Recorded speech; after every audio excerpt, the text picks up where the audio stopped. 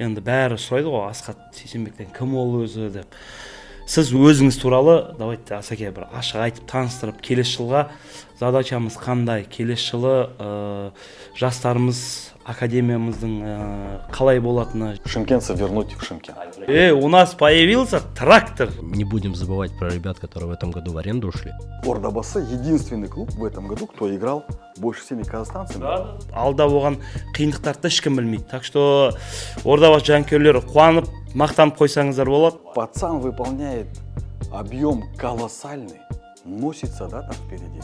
Шикар, к нему вопросов по самоотдаче 0. Сіз келген кезде, клубқа келген кезде қарыз болды ма клубтың? Он попросил, можно сказать, слезно просил его отпустить. Сегодня мы добыли место в Еврокубке. Вот насколько бы цели финансирования могло поменяться, не быть сегодня этого 4-го Еврокубкового места? Сейчас вот сезон закончится, можно уже спокойно проанализировать. На Еврокубке катастрофа же была. Кстати, часто читаете вопросы в Инстаграме? Только не говори, что не записал. Забыл нажать.